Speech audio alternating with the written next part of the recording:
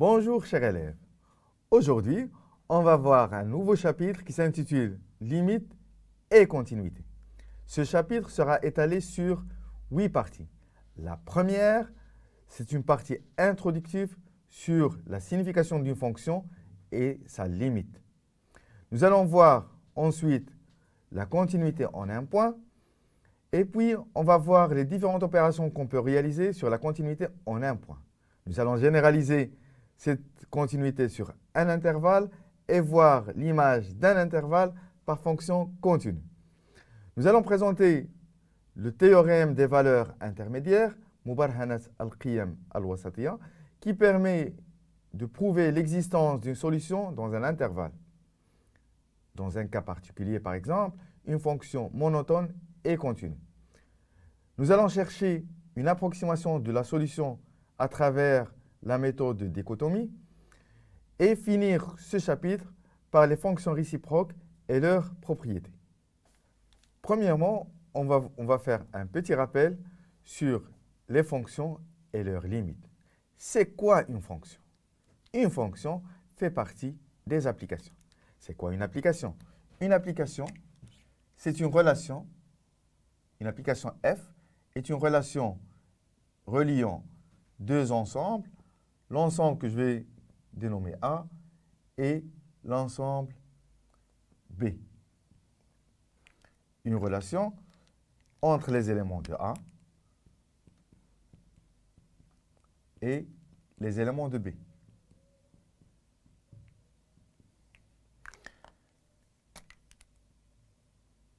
Pour qu'une application soit bien définie, chaque élément de l'ensemble de départ doit être relié au maximum par un seul élément. On ne peut pas avoir un élément lié à deux éléments de l'ensemble d'arrivée. Et lorsqu'on définit une fonction, c'est une application, c'est-à-dire c'est le même critère, mais on prend comme ensemble de départ l'ensemble R ou une partie de l'ensemble R. Et on parle d'une fonction numérique à valeur dans R lorsque l'ensemble d'arrivée est l'ensemble R. Les fonctions, on peut les trouver dans la vie réelle. Par exemple, je cherche ma position en un instant t. À chaque instant t, je change de position. Donc, je peux définir la fonction x en fonction de t, ce que vous allez voir dans le cours de la physique. La taille de l'être humain dépend aussi du temps. À chaque instant, j'ai une taille spécifique. Ma taille actuelle, à l'instant t0, est égale à 1,80 m. Aussi, lorsqu'on ajoute une solution dans un liquide, son pH change. Donc la concentration pH peut être vue en fonction du volume ajouté. La fonction en général a une forme. Par exemple, f de x égale x carré plus x moins 6 sur x moins 2. Et lorsqu'on veut calculer l'image d'un point, il suffit de remplacer x par la valeur donnée. Par exemple, f de 1 égale 1 au carré plus 1 moins 6. J'ai remplacé le x par 1. Moins 2. 1 au carré plus 1, c'est 2. Moins 6, c'est moins 4. Sur moins 1, qui est égal à 4. Est-ce qu'on peut calculer l'image de tous les points? Essayons par 2. F de 2.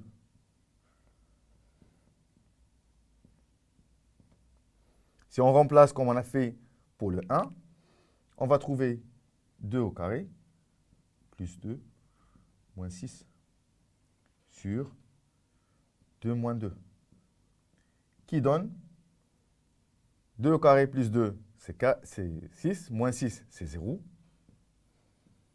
sur 0. Et ce qu'on appelle une forme indéterminée qu'on ne peut pas calculer. Vous avez vu en année précédente des techniques pour calculer ce qu'on appelle la limite quand x tend vers 2 de f de x. Que signifie la limite? Signifie lorsqu'on s'approche au 2, quel résultat peut avoir f? C'est-à-dire si on veut calculer le f de 2,000000001, quel serait le résultat? On s'approche de quelle valeur? Vous avez vu une définition de la limite qu'on va reprendre tout à l'heure, et aussi des techniques de résolution qui sont utilisées partout. Pour cette forme-là de f de x, on a f de x qui égale x carré plus x moins 6 sur x moins 2. Vous avez vu dans les années précédentes qu'on peut factoriser et simplifier. Le dénominateur, on peut le factoriser en x moins 2 multiplié par x plus 3. On peut simplifier par x moins 2. Si x différent de 0, si x différent de 2, normalement, on aura x plus 3. Et si je veux calculer la limite quand x tend vers 2 de f de x, il suffit de remplacer le 2 dans la formule qui égale 2 plus 3 qui égale à 5. Comme je vous ai dit, je vais présenter la définition d'une limite. C'est vrai, on n'utilise pas beaucoup cette définition dans les exercices, mais on va faire un petit rappel sur cette limite. La limite d'une fonction f de x lorsque x tend vers x0 signifie premièrement que je cherche la valeur que peut prendre f lorsque je m'approche de x0. Donc, f doit être défini sur un voisinage, le jiran de x0. Donc, il existe R positif tel que l'intervalle x0 moins R, x0 plus R peut être dépourvu de x0,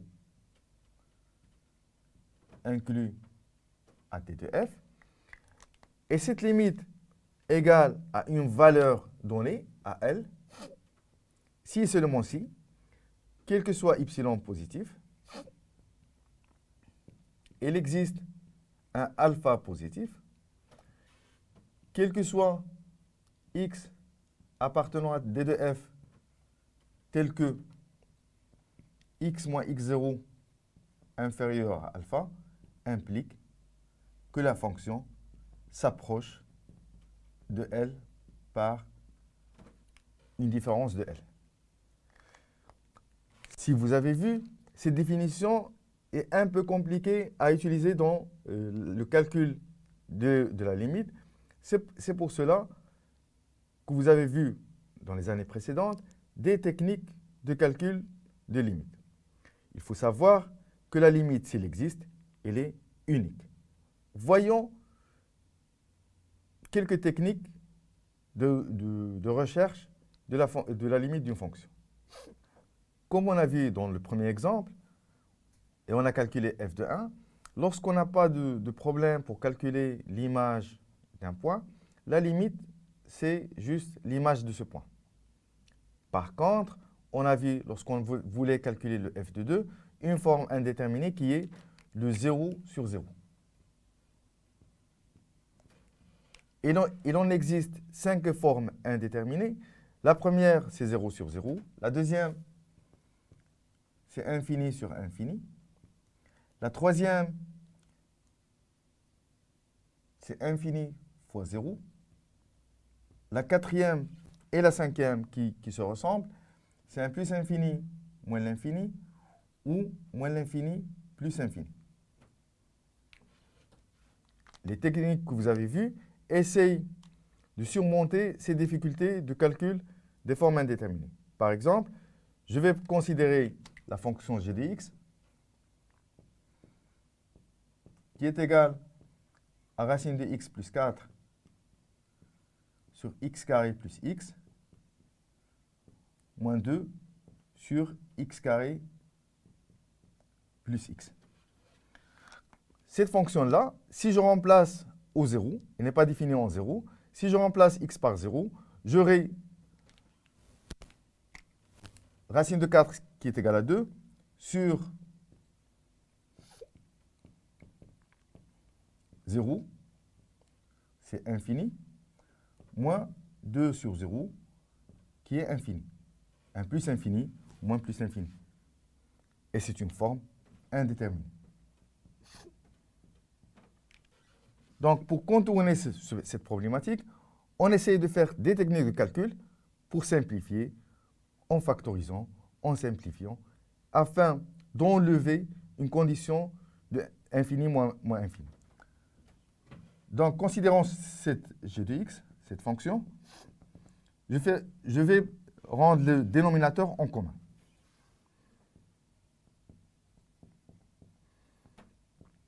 C'est racine de x plus 4 moins 2 sur x carré plus x. Si je remplace ici, j'aurai un 0 sur 0, qui est aussi une forme indéterminée. Donc, je vais multiplier le numérateur et le dénominateur par le conjugué du numérateur.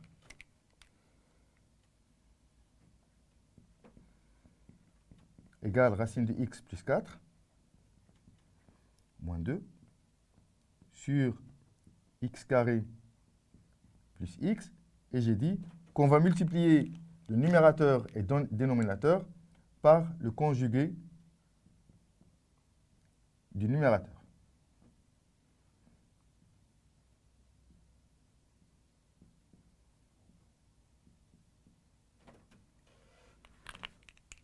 En faisant les calculs,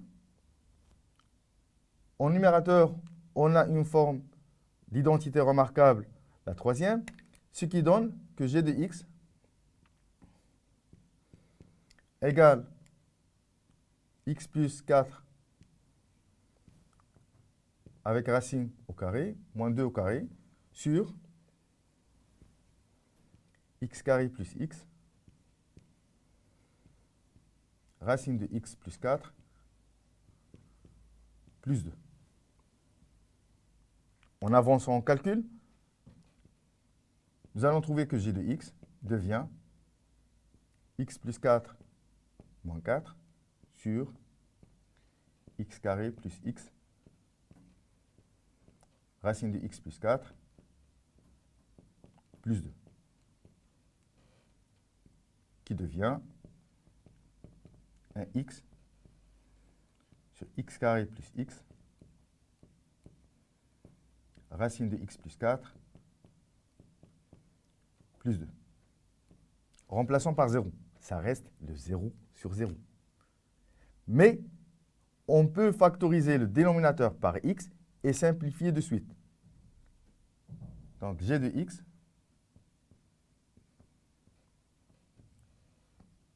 on va factoriser par x. Ça va rester le x plus 1.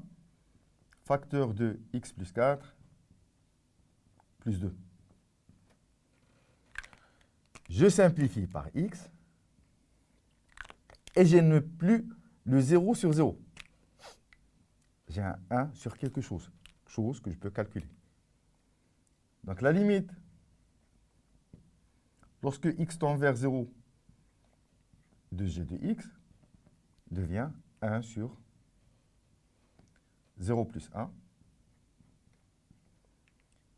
racine de 0 plus 4, plus 2, qui égale 1 sur 4. D'autres techniques vont être exposées lors de l'exécution des exercices, parce qu'il en existe plusieurs. Mais aussi, je vais définir la limite en infini elle-même.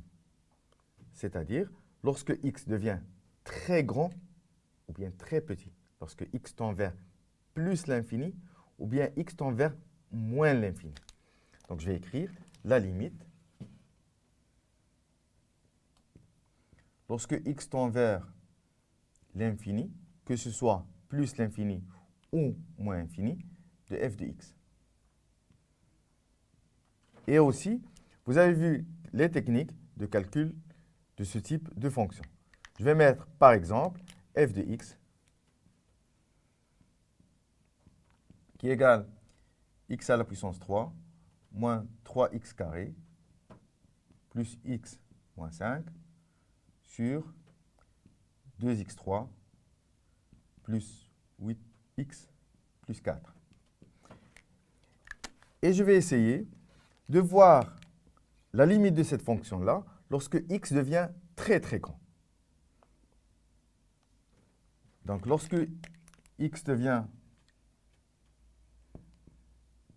grand, assez grand, de f de x, si je remplace directement, x grandit sur x grandit. C'est-à-dire, j'ai un infini sur infini qui est, comme j'avais dit, une forme indéterminée. Donc, qu'est-ce qu'on fait généralement? Généralement, je factorise par le monome de puissance la plus grande. Dans le numérateur ainsi qu'en dénominateur, le monome qui a la plus grande puissance, c'est x3. Donc, je vais factoriser en numérateur et dénominateur par x3. X à la puissance 3. C'est 1, moins 3 sur x, plus 1 sur x carré, moins 5 sur x à la puissance 3, divisé par x à la puissance 3, facteur de 2, plus 8 sur x carré, plus 4 sur x à la puissance 3. Je simplifie. Et ça me reste un f de x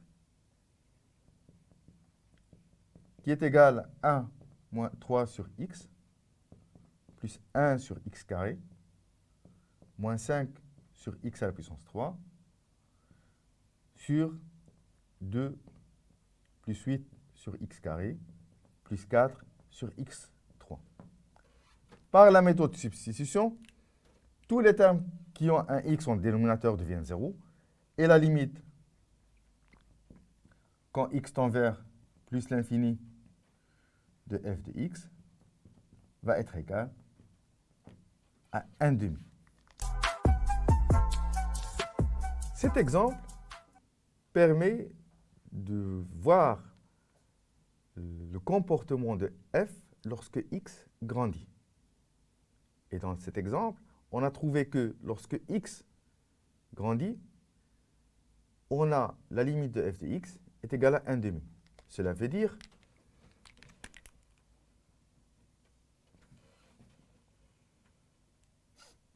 si je trace la courbe dans un repère orthonormé, lorsque x tend vers plus l'infini, la courbe s'approche de 1 demi, il ne la dépasse pas. Ou bien ne la dépasse pas, ou bien par inférieur. Donc, les limites peuvent donner une idée sur le comportement de la fonction, ou bien dans des points particuliers, ou bien en voisinage de l'infini. Dans ce cas-là, lorsque la limite de x tend vers, lorsque x tend vers plus l'infini de f de x égale une valeur précise, b, on dit que la fonction admet une asymptote horizontale d'équation y égale à b. f de x admet une asymptote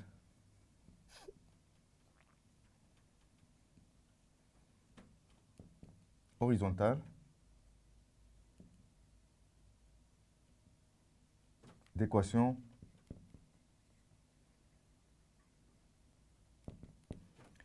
y égale à b. De même, si la limite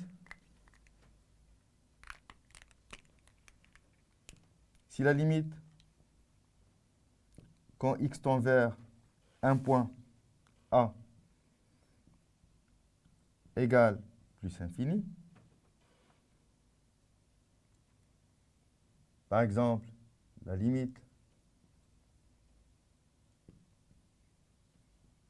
de f de x quand x tend vers 2 égale moins l'infini, veut dire lorsque je m'approche de 2, f de x s'approche des valeurs de moins l'infini. Donc, on dit que f de x admet une asymptote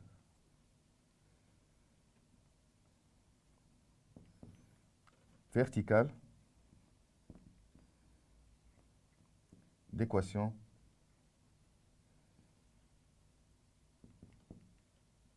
x égale à A. Qu'en est-il lorsque la limite de f de x, lorsque x devient très très grand de valeur positive, ou très très petit, c'est-à-dire tend vers moins l'infini, égale aussi à l'infini. C'est-à-dire x s'approche des grandes valeurs ou bien des petites valeurs, moins l'infini, et la valeur de f grandit ou devient très très petite. Dans ce cas, on étudie premièrement la limite quand x tend vers l'infini de f de x sur x. Trois cas se présentent. Le cas où la limite quand f de x sur x, lorsque x tend vers l'infini, est égale à l'infini. La limite de f de x sur x égale à 0. Et la limite de f de x sur x est égale à un nombre non nul et différent de l'infini. Un nombre fini. Dans le premier cas, lorsque la limite de f de x sur x est égale à plus l'infini, on dit que f, la courbe de f, admet une branche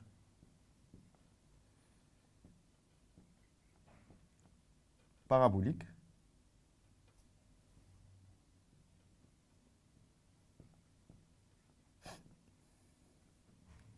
de direction l'axe des ordonnées, l'axe OY. منحنى الدالة يقبل فرعا شلجميا باتجاه محور الأراتب. Lorsque f de x sur x tend vers 0, lorsque x tend vers plus l'infini, on dit que la courbe de f admet une branche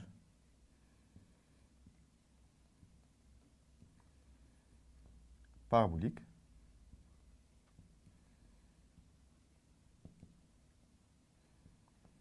de direction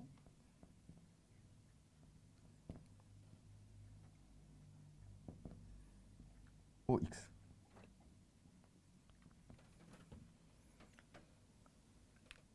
منحنى الدالة يقبل فرعا شلجميا في اتجاه محور الأفاصيل. Et lorsque la limite de f de x sur x est égale à A, ça se présente un nouveau cas où on doit calculer la limite de f de x moins ax. Dans ce troisième cas, elle est aussi partagée en trois. Lorsque la limite de f de x sur x quand x tend vers plus l'infini ou moins l'infini égale à une valeur a différente de 0, on étudie la limite de f de x moins ax lorsque x tend vers l'infini. Aussi, 3 cas se présentent. L'infini, 0 et un nombre b. Dans le premier cas, où la limite de f de x moins ax est égale à l'infini, on dit que la courbe de f admet une branche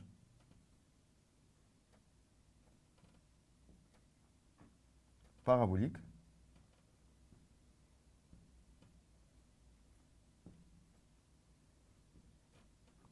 de direction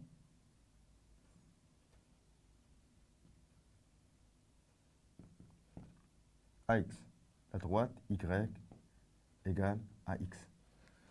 C'est-à-dire, منحنى الدالة يقبل فرعا شلجميا باتجاه مستقيم y d'où المعادلة y est égale à ax. Et lorsque cette limite-là égale à 0, on dit que la courbe de f admet, on va changer le terme, une asymptote, muqarib.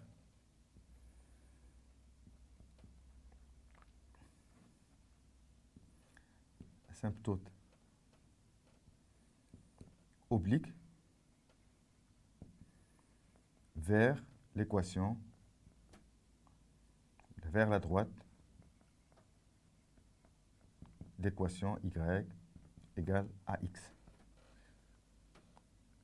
Asymptote veut dire on s'approche de cette droite. Et lorsque la limite de f de x moins x est égale à b, on dit que la courbe de la fonction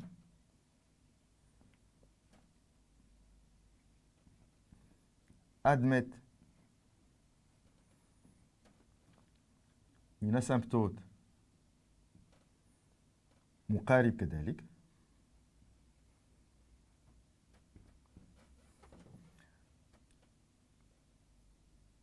oblique vers la droite d'équation y est égale à x plus b. En introduction, on avait parlé d'une fonction numérique qui est définie sur R ou sur une partie de R. Prenons l'exemple d'une fonction qui est définie sur juste une partie de R. Par exemple, f de x égale racine de x moins 2. Cette fonction n'est pas définie sur R entière, parce qu'on ne peut pas avoir la racine d'un nombre négatif. C'est pour cela qu'elle est définie juste de 2 vers plus l'infini.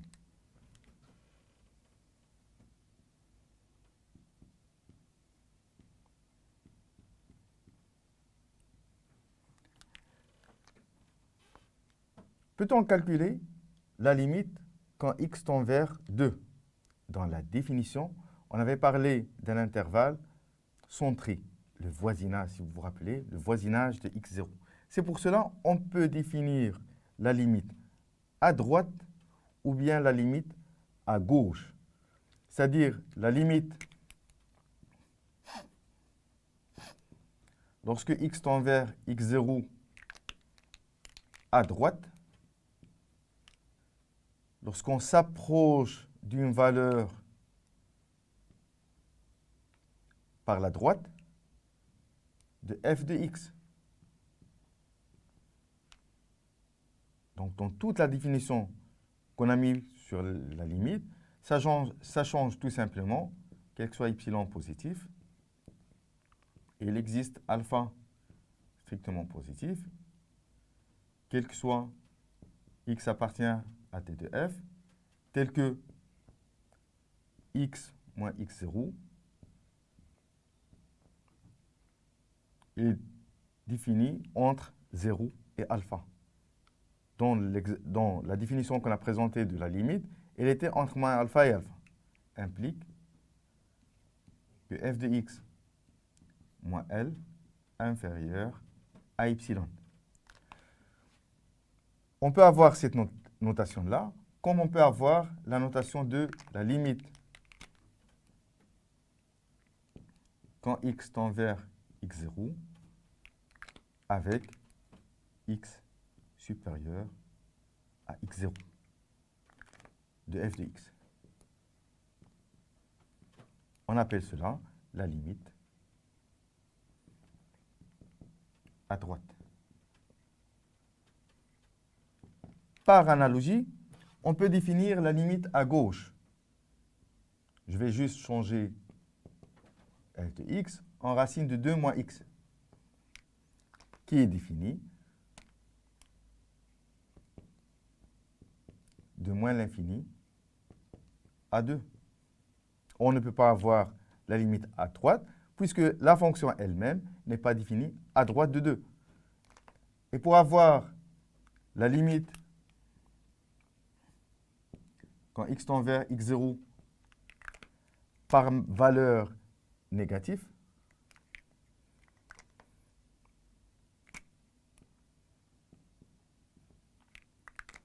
la seule chose qui change dans la définition, c'est que x moins x0, elle est comprise entre 0 et moins alpha. Et on appelle cela,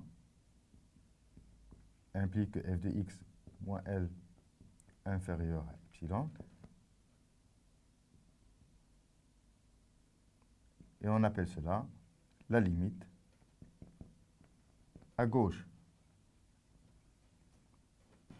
Et c'est pareil à ce qu'on avait dit pour le calcul des limites. C'est un peu difficile d'appliquer la définition. C'est pour cela qu'on utilise, comme ce qu'on a fait pour la limite normale,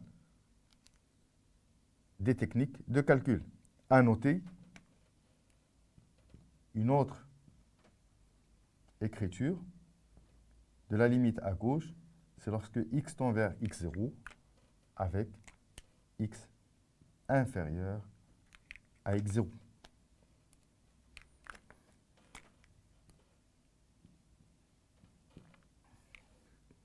Comme on a dit en introduction, la fonction f peut être définie sur l'ensemble R ou sur un intervalle. Elle peut être définie par une seule expression ou bien par plusieurs expressions, à condition que chaque élément du point de départ de l'ensemble de définition ait une seule image dans l'ensemble d'arrivée. Donc, cela dit, on peut définir f par partie ou bien par morceau. Revenons à l'exemple de f de x qui est égal à x carré plus x moins 6 sur x moins 2. Dans cet exemple, on a vu qu'on ne peut pas calculer f de 2. C'est pour cela que je vais définir une autre fonction, g de x, qui sera définie sur tout l'ensemble R par l'expression de f de x, x carré plus x moins 6 sur x moins 2, si x est différent de 2, et g de 2 égale à 0 si x est égal à 2. Cette fonction, elle est définie sur l'ensemble R tout entier. Nous allons essayer de représenter graphiquement cette fonction. Premièrement, on va un peu écrire d'une façon plus simplifiée la fonction g de x. Parce qu'on a vu que f de x peut être simplifié si x est différent de 2. Donc g de x peut être identifié lorsque x est différent de 2. G de x peut être identifié à x plus 3, qui est une équation d'une droite. Essayons de dessiner cette droite dans un repère orthonormé. Et dessinons, représentant graphiquement la fonction f.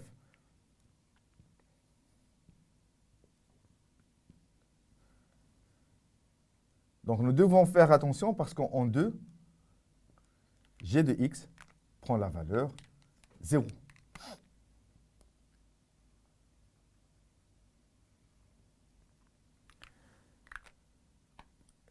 G de x, on a dit, il s'identifie à l'équation d'une droite. Dessinons cette droite. Je vais prendre deux valeurs pour x pour savoir d'où passe la droite. Je vais prendre un 0, g de 0 est égal à 3. Donc g de 0 égale à 3. Ma droite passe par ce point. Aussi, g de 1 qui est égal à 4. Donc g de 1 égale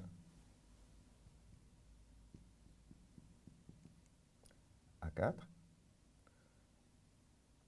Et ma droite va passer par ce point. Il faut noter qu'en 2, le graphe de g ne passe pas par ce point-là.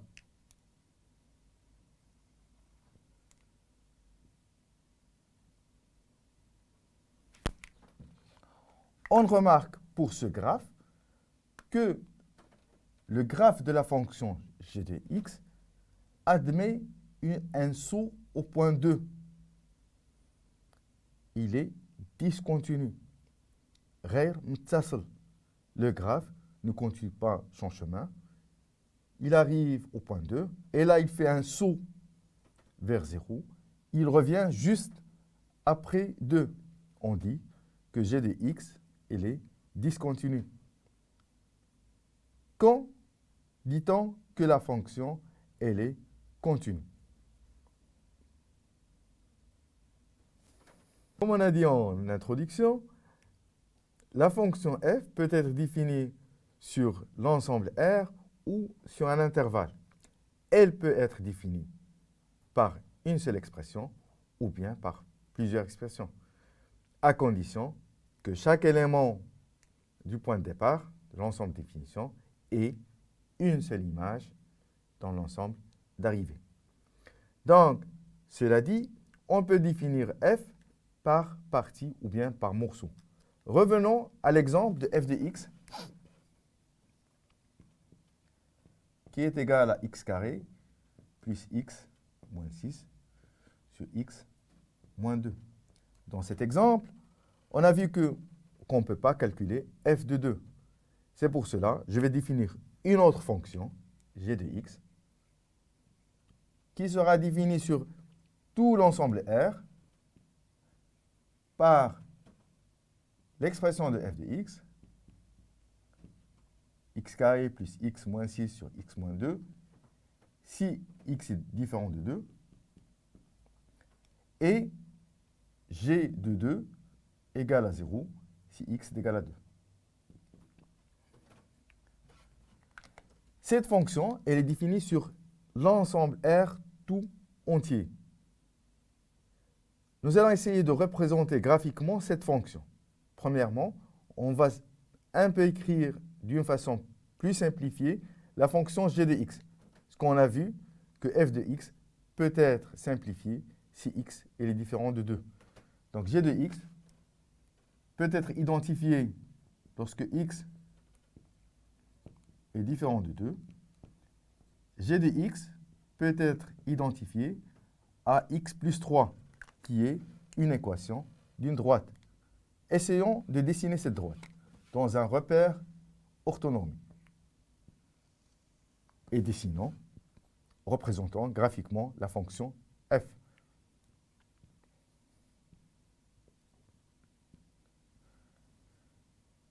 Donc nous devons faire attention parce qu'en 2, g de x prend la valeur 0.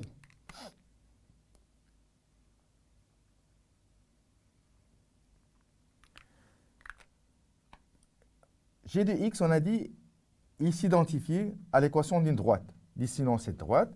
Je vais prendre deux valeurs pour x pour savoir d'où passe la droite. Je vais prendre un 0, g de 0 est égal à 3. Donc g de 0 égale à 3. Ma droite passe par ce point. Aussi, g de 1 qui est égal à 4. Donc g de 1 égale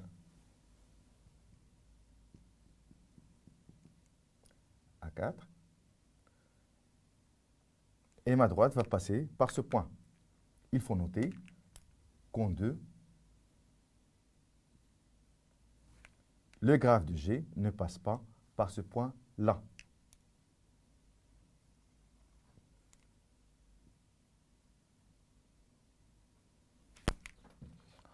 On remarque pour ce graphe que le graphe de la fonction g de x admet un saut au point 2. Il est discontinu. غير متصل. Le graphe ne continue pas son chemin.